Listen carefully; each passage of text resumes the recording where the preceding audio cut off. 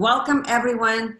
Thank you so much for joining Holistic Wisdom Live, Conscious Collective Awakening. Today, I have a very special guest. She has a brilliant mind. She's a good friend of mine, and her name is Dr. Sahar Swidan, and I'll give you an introduction. Today, we're going to talk about pain management. But before we get into pain management, I will give you an introduction of what Sahar has accomplished. I think this is kind of important for all of us to know. So I actually met Sahar in 2007 in our Anti-Aging, American Academy of Anti-Aging and Functional Medicine conference. And I think you were taking a class with me, but also teaching at the same time. Learning and teaching at the same time. So Sahar Swidan has a background in pharmacy, right? So you are the president and CEO of Pharmacy Solutions in Ann Arbor, Michigan, Adjunct Associate Professor of Clinical Research and Leadership at George Washington University School of Medicine and Health Sciences, Adjunct Clinical Associate Professor of Pharmacy at Wayne State University and Chicago State University. She's received her Doctor of Pharmacy degree and completed a 3-year research fellowship in biopharmaceutics and gastroenterology at the University of Michigan. I mean, the list goes on and on and on. You've helped, I know, open up clinics. This is like from years ago. I remember when you were traveling, right? Like in the Middle East and all around the world, right? You've helped open up so many clinics. So I want to talk to you about, of course, you've accomplished so many things and it's unbelievable. And you were always one of my favorite teachers at FAARFM. And I want to talk about this topic, pain management, because as both of us know, working in the pharmacy or in this field, we know how dangerous and how overprescribed opiates are and how much they're abused. I was actually looking at some of the statistics. 130 people die every day from opiates, right? And I believe in 2018, there were over 10 million cases, or 10 million people that have abused or took opioids the wrong way. So let's talk about the crisis that we're facing, the opioid crisis, and perhaps there's some people that are joining us today have gone through this and know someone else that is going through it, and some of the alternative methods that could be used to support patients in perhaps coming off of the opiates that they've been prescribed.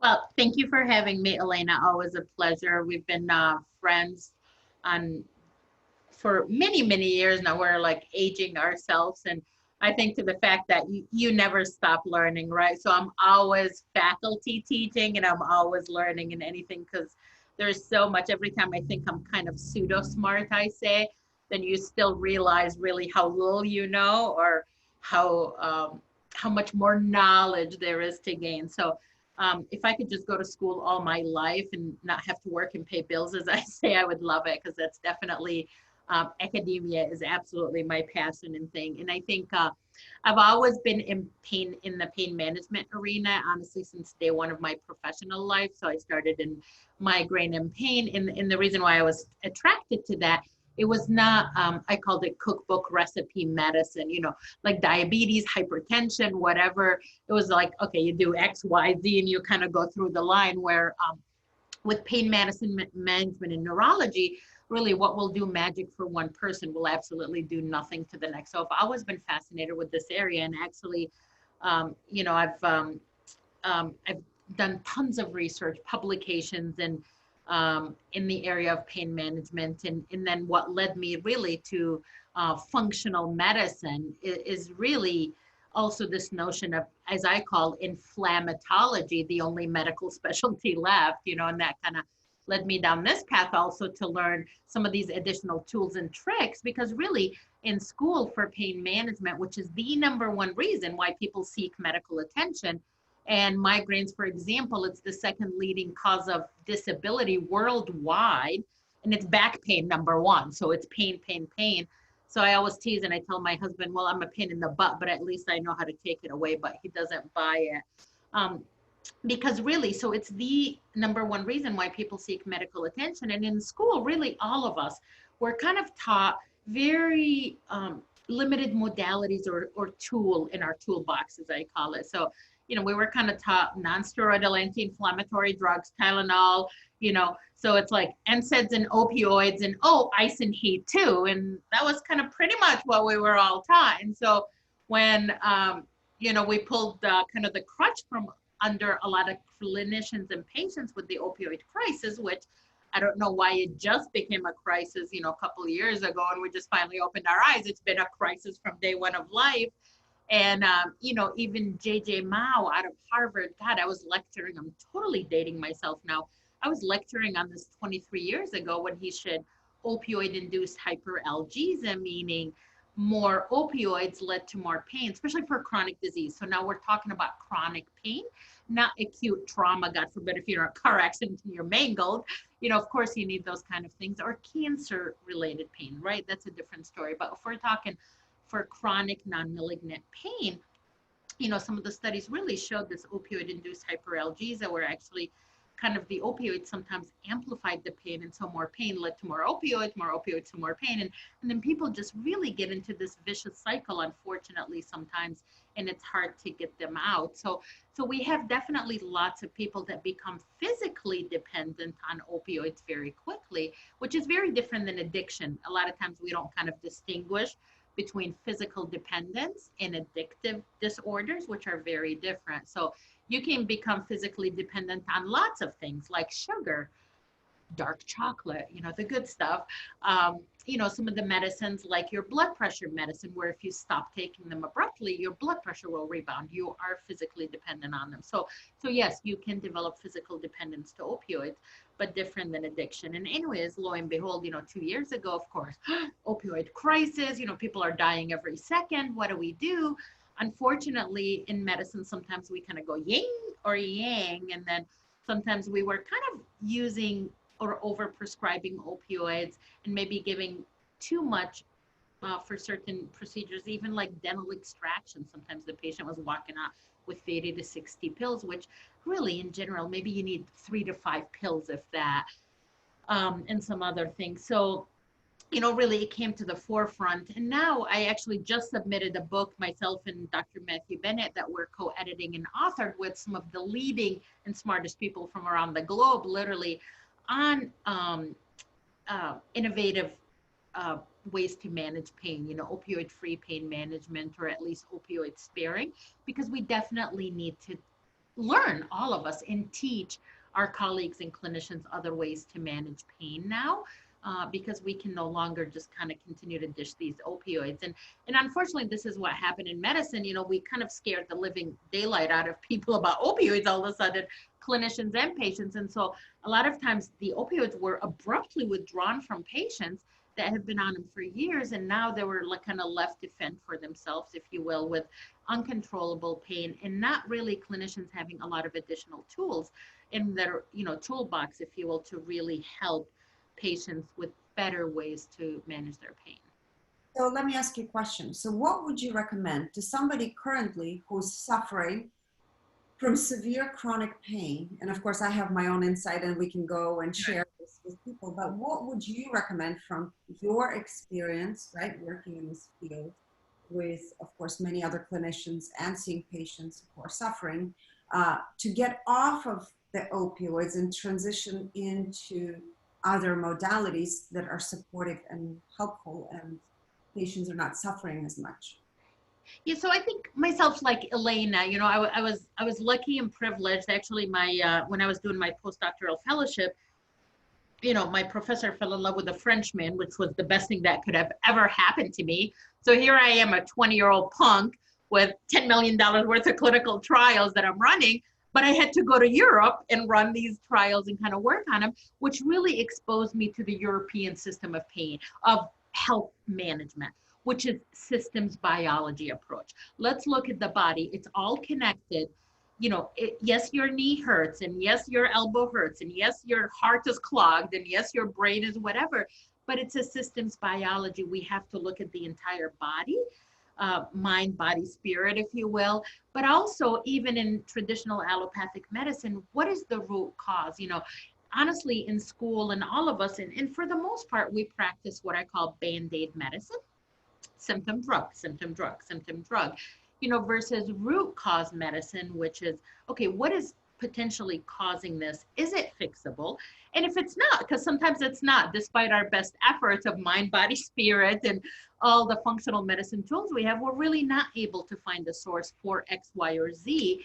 And then absolutely, we're so blessed in the United States. We have phenomenal technology, phenomenal drugs that are life-saving and helpful, and absolutely. But what I find best is a lot of these things, the modalities work best together when you put it in a systems biology approach. So, you know, you can throw all the drugs that you want at somebody if their body's on fire and inflamed because of a toxin or a food allergy, or you know, yeast overgrowth or mycotoxin, or if they have Lyme disease or other spirochetes that's been missed, you can throw all the drugs that you want. These people are still miserable and suffering. So a lot of things, we definitely look at a multidisciplinary approach to really pain management. And really in our program, which I've rounded, you know, with some of the phenomenal physicians, you know, we really have about a 90% success rate of detoxing people and keeping them off opioids, kind of implementing this multi-body approach. So we look at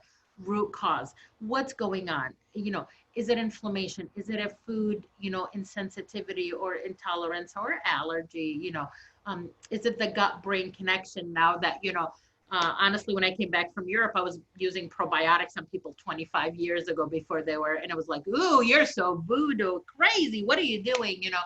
Because now we know that they modulate the immune system, decrease inflammation, and also modulate the serotonergic pathways between the gut and the brain. So we used to think this is the big brain, and really, as we find out now more, no, your gut is the big brain, and this is kind of the little brain and the microbiome. So absolutely, I think so now we really look at, you know, diet, lifestyle, inflammatory type foods. You know, we look at stress levels. You know, before we used to go, oh, stress is bad for you. But now we have so much science that truly shows you how it's bad physiologically. We always knew it was bad, and how to modulate it and protect the hippocampus in the brain, you know, downregulate these spinothalamic tracts so people are less painful. You know, herbals and supplements are phenomenal. Certain medications are beautiful and phenomenal, but you know, but that's the magic happens is when you really kind of put all these together in a wonderful cocktail, as I call it, or a mocktail. Alcohol in general sometimes, you know, is not the greatest, you know, but in a beautiful kind of mocktail where you really look at lifestyle, you look at food in their diet, you look at inciting allergens, inflammatory things, diseases, mycotoxins, Lyme disease, environmental toxins, foods, exposures, and eliminate those and clean them out if you can. Of course, you know, sleep is critical, and you know, we're such a sleep deprived society 24/7. All the other toxins, you know, from EMF to blue light to you know, all the stuff, we're all bathing in soups of toxins, cortisol, I call it, and, you know, stress initiators. So absolutely, we always take a total body approach where we really work on lifestyle medicine, diet, sleep, stress reduction, weeds and seeds, as I call it, herbals and supplements. Someone with phenomenal data for pain management, absolutely logical pharmaceuticals in some cases to really help with that, and some other mind, body, spirit, you know, infrared saunas I love for pain and detox, you know, in mobility. You know, sometimes these people that are in pain, you know, you tell them, okay, exercise, and they're like, they look at you like you're nuts, right? Like, you know, they're so painful, they can't move. But even simple things like fibromyalgia patients, I'll tell them, I want you to exercise, because these people are painful. When you go tell them, well, I want you to cook 3 organic meals, you know, 15 servings of vegetables a day. I want you to walk 3 miles a day. I want you to sleep 8 hours. And they look at you like you're nuts. And this is what we try to do to these people. And you can't do that. That's why I think, honestly, we fail most of the time. And that's why it has to be baby steps for these people. So for example, a fibromyalgia patient, you know, will always say, okay, cut at least 20% of white in your diet, simple. How about instead of 7 Diet Cokes a day, how about we drink 3, cut the white in your diet as much as possible. Let's see a little bit more green. And then I want you to go to a warm water pool. Just get in the pool. Don't even move. I don't want you to move a muscle, but even just the water pressure will get the lactic acidosis out of their cells and they'll start to feel better. And then, of course, slowly you'll kind of continue to inch that. And also it's the same logic. That's why I think we fail at detoxing people from opioids, because these people are painful. Most of them, they really honestly don't like the opiates. They make them constipated. Their brain is foggy. They can't move.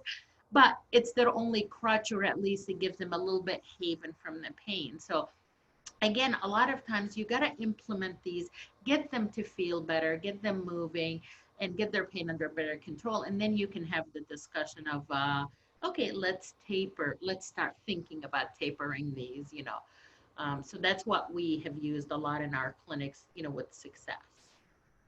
I think what you're saying actually is key for people to recognize. When you are suffering and you've been suffering for quite some time, it's important to keep in mind it took you such a long time to get where you are. And it's not going to be a miracle overnight where things are just going to stop, happening and miraculously you're going to recover, which in some instances it happens fairly quickly. But the amount of toxic load that we carry in our system is so high. So we have to keep in mind that it will take time to detoxify, to reduce the inflammation, and therefore the pain will begin to subside with using different modalities. Yes. But I think with pain people specifically, and that's why in our book, there's a great chapter, I call it the Neuro, endocrine, immune dysfunction of pain patients, because so even in pain patients that have been on opioids, for example, we know neurochemically they have changed now. And really in some of our trials, even after we detoxify them from opioids, clean them up, if you will, it takes almost sometimes, depending on length of time they've been on opioids, almost 2 to 5 years in some instances for that brain chemistry, for the highways, if you will, to start processing pain normally, where, when you touch them like this, they're not jumping, 50 feet off the table. So, also clinicians out there, pain patients really, they do have a bit of a different neuroendocrine immune dysfunction that occurs because of pain, whether if it's opioids or from just being sympathetically driven 24/7, because pain is a sympathetic driver, right? So they're, amped 24/7. And so really we have to calm down the sympathetic parasympathetic system. I love HeartMath Institute and some of their modalities for that, meditation, breath work. We know we really have to increase their I am okay, I am safe to the body, versus their fire alarms going constantly. Hey, you have something wrong, you have pain, you have something wrong, you have pain, and so those, that definitely neurochemically, we see these changes in these people too. So how would you say that you see more and more, I would say, holistic type of approach across, for pain management happening across the United States, or is it still here and there and it's not a very common kind of setting to support people who are in chronic pain? Well, historically, a lot of the pain clinics, honestly, were basically mainly dependent on opioid usage, some other adjunctive agents, some of the anti-epileptics that we've used a lot in pain management, some of the neurochemical, your happy hormone modulators, as I call them, and then blocks, right? A lot of block type stuff, so they were kind of, block shops in some of these.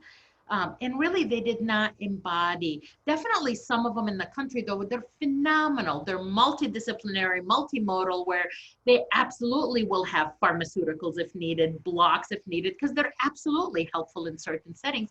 But also they had physical therapy, occupational therapy, movement specialists, PhD psychologists working on the mind-body aspect, meditation, breath work, tapping techniques, things like that, warm water, visceral massages. So absolutely, some people were really rocking pain management even way before the opioid crisis happened. Not as much. Definitely that was not the norm, but the you know, the few diamonds in the rough, if you will, that were really doing it right. Now, I think what happened with the opioid crisis is it has forced all of us to really relook at how we manage pain and how have we managed pain in our country. Please note that the United States uses 90% of the world opioid supply.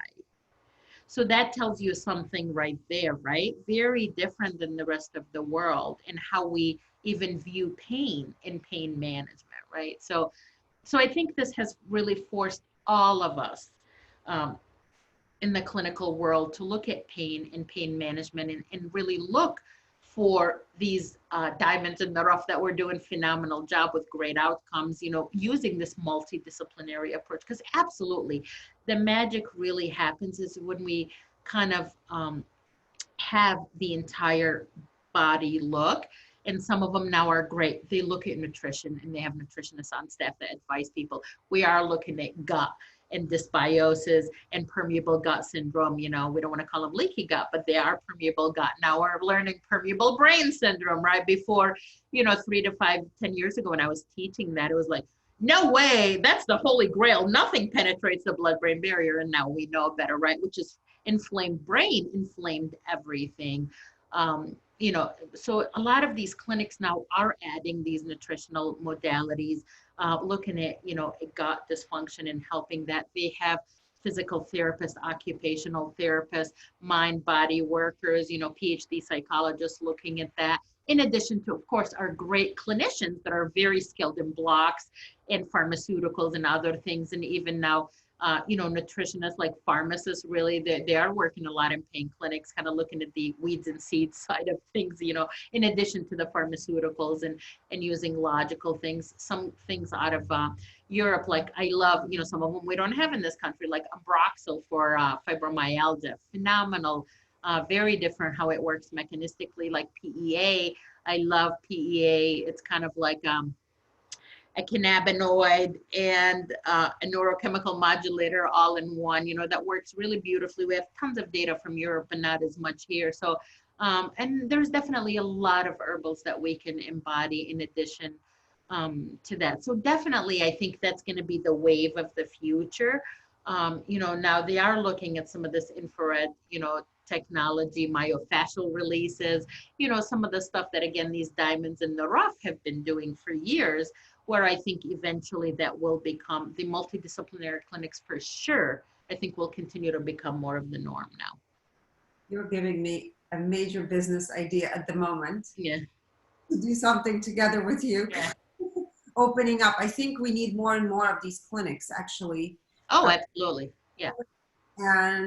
And supporting people and knowing that there are options, because right now I think people who are interested, they will find some kind of options, but there's really not that many options that are looking at the entire. Yeah, and absolutely. And thank God, you know, we have, you know, in our world, right, that I've been teaching for and privileged to be teaching for in the past 20 years. And that's what I love, you know, I love my space, I call it, because I really stay grounded. I stay really good at allopathic and our, you know, traditional Western medicine, because I think it is beautiful. It is critical when you need it. You know, like that's why I tell people, you know, sometimes it's either we go left or right, you know, yin and yang. And again, you know, if you're mangled in a car accident, there's no amount of wheat grassing that's going to fix you right now. You know, I mean, I just like, okay, I need these phenomenal hands and phenomenal people that put you together and do their magic, and opioids that control your pain and neuromuscular blockers. We absolutely need our medicine, but also this other, you know, integrative functional medicine side is so critical. But again, the magic always happens when these two are kind of married together, you know, and that's where we see the best success, honestly. And that's what I've seen, you know, for me, because I've been in the traditional medicine, have gone into like this integrative spiritual realm, and I realized the happy medium is always in the middle, and it's always an integrated approach. You can't just use one or the other. Absolutely.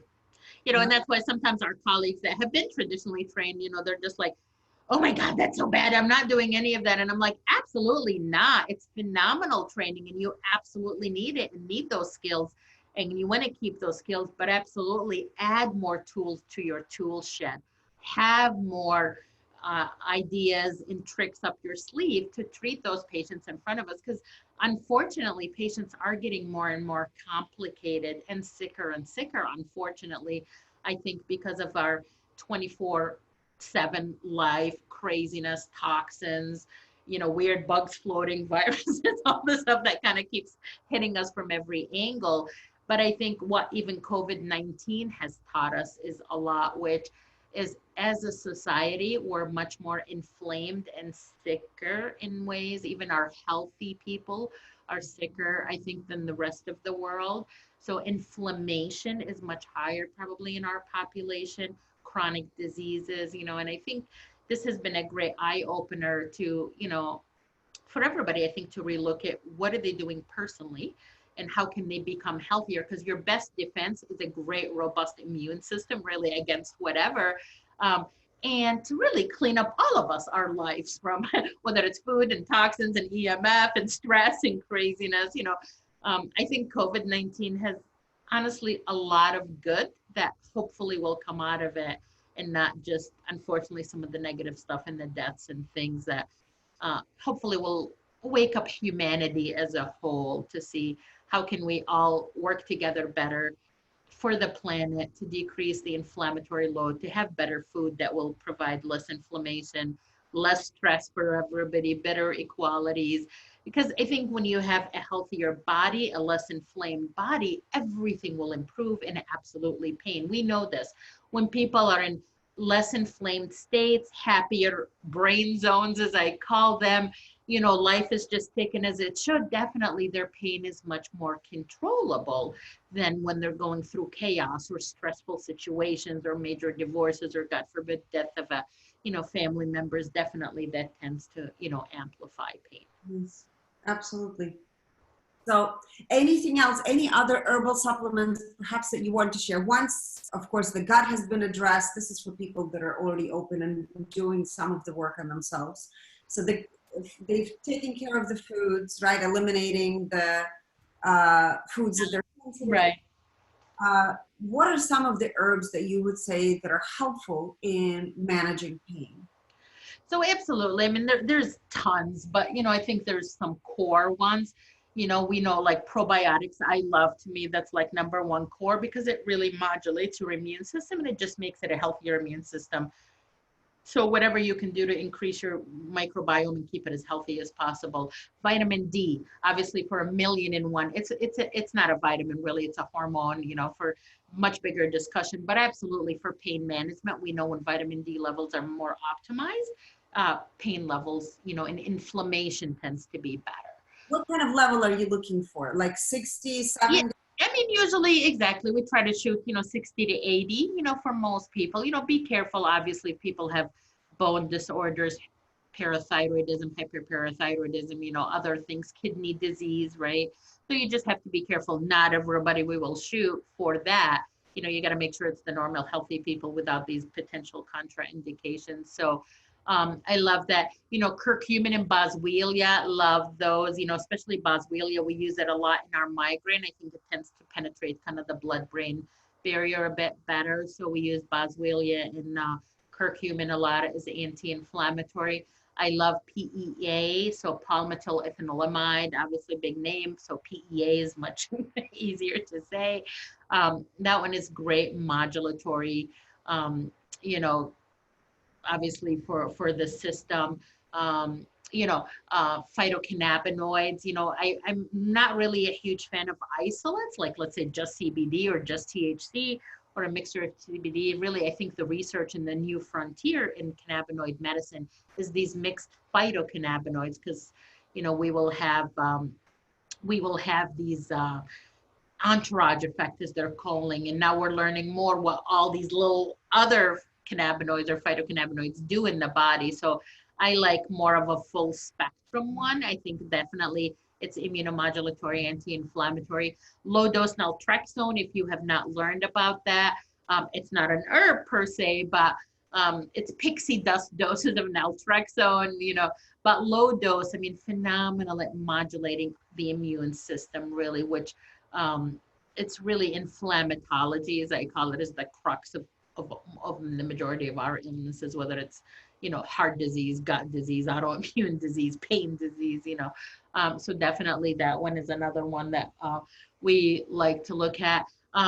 In helping like NAC, so N-acetylcysteine, we always tout it for kind of, oh, it's the precursor to glutathione and it's great and it helps, but NAC also really calms down the glutaminergic system, which is kind of the excitatory amp you up system in the brain. So NAC can really help calm that down, in addition, to help detox. Magnesium, love, love, love, love magnesium for 1,000,001 reasons, but for pain, it's the best skeletal and smooth muscle relaxant that you could ever use. Obviously, be careful if you have heart blocks or kidney disease. With any of these supplements or drugs, you always obviously check with your clinician or pharmacist, because they can interact. We get this a lot from patients. They go, well, it's natural, and I tease, and I go, well, so is cyanide. It's natural too. So, and it can. So do you like to recommend it in split doses, like 400 and 400 for pain management? Yeah, so usually we'll start, I like magnesium glycinate because it's the most bioavailable. Now there's some data to show that magnesium threonate may penetrate the blood a little bit, the blood-brain barrier, so it might be more brain calming per se, but we use magnesium glycinate a lot. And then usually we'll start 1 to 200 milligrams for a few days just to make sure it doesn't cause a lot of GI things.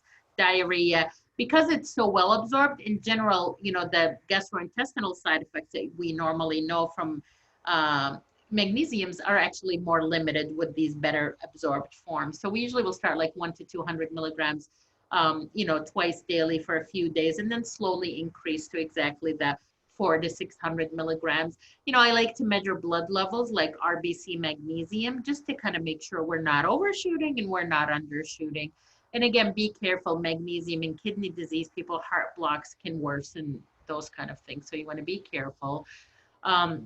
So I love that one. Coenzyme Q10 is another good supplement that I like to use, because a lot of our drugs cause actually CoQ10 deficiency and B vitamin deficiency. So B vitamins is another kind of staple that I like, just because it's machinery for the body. And whether you have pain or anything else, if your cells are not functioning properly, they're just not going to work well, and you're going to feel yuckier, and in pain, you're going to be more painful. So CoQ10, it's literally the energy, it's kind of one of the fuel sources to the mitochondria in every cell in your body.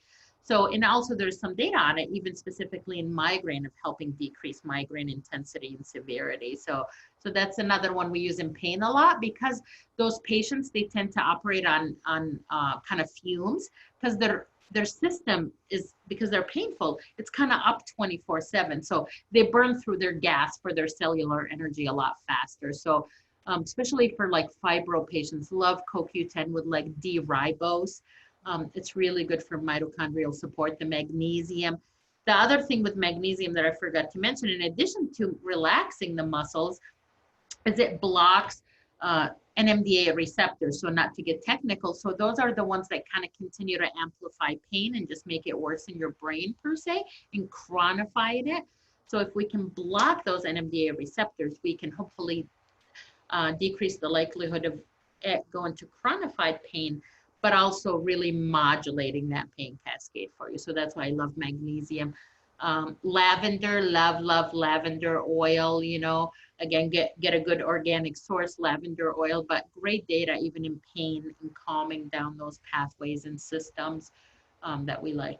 Bring up, because I've had a few people who have very high histamine levels. Yeah. Some of those patients don't do well with probiotics. Yeah. So this is one thing to remember for those people that have, or patients that have high histamine, constant histamine. Of course, there's many reasons for that. That needs to be addressed.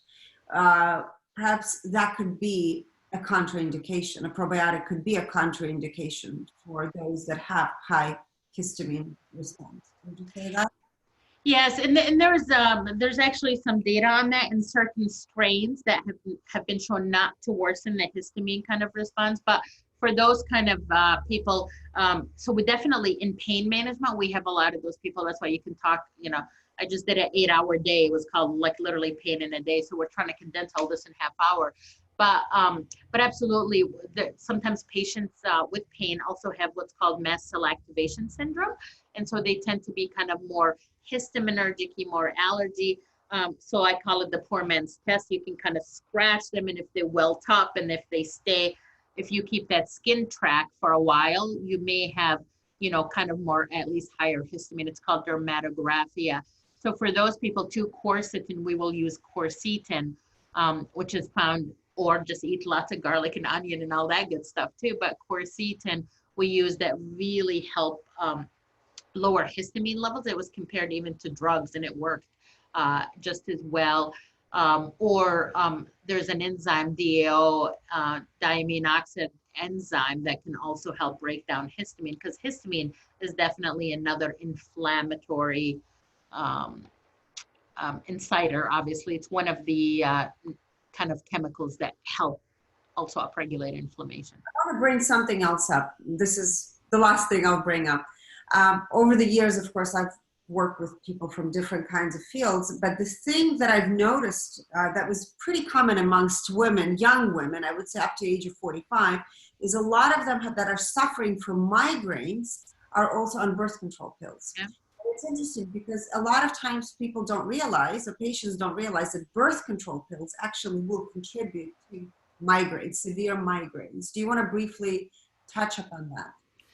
Yeah, so absolutely, you know, we definitely, you know, as you know, the majority of migraines are in women, you know, 3 to 1 as compared to men. B, absolutely, there's, for not everybody, but for the majority of women, there's a hormonal component to their migraines, and what we call catamenial or menstrual migraines. And really, like in those people, sometimes we'll do a 28-day urinary hormone or salivary hormone to kind of really see, because sometimes, most of the time, it's what we call a luteal phase defect, or lower progesterone in that second part of your cycle.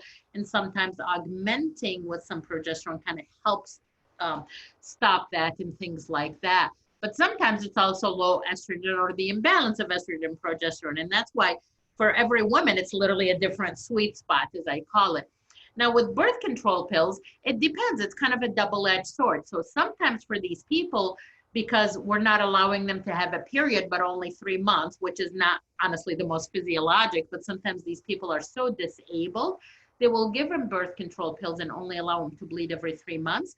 And sometimes in those, a subset of patients, if we keep their hormones steady, if you will, and override their physiologic system, they do better. But some of them, they do much worse, because what do, you know, the progestins and the estrogens in the birth control pill, they kind of suppress your own progesterone production, which is very neuromodulatory, neurocalming. And so sometimes we definitely will see worsening in some of those patients. And that's why, you know, but it's honestly a dilemma, because sometimes it's these young migraineurs, you know, and they want a birth control method. Those are sometimes the hardest ones, because you're trying to balance birth control, which sometimes some of the other methods are not as efficacious, if you will, you know, versus these debilitating migraine that I think definitely the birth control is at least potentially contributing to the cascade. Absolutely. I'm also noticing it in really young girls, like teenage girls, which I've had quite a few teenage girls that have been suffering from severe migraines, and they were on birth control pills. So it's very interesting. Of course, diet plays a huge role, but it's looking at the whole picture. So I brought that up because it's such a... Yeah, absolutely. That one is absolutely, it can be life-saving for these women, because it allows them to function at least every 3 months, and then obviously they crash at that 3rd month period, or they could be detrimental. But I think in those younger girls, because unfortunately, we are seeing birth control now even being used younger and younger for a variety of reasons. And that's another discussion, you know, to be had. But please remember, if you're on birth control pills, especially if you're on younger, all birth control pills, all hormones, natural or not, synthetic, they cause vitamin B deficiency. So you'll absolutely want to supplement, because that will just help your physiology function better.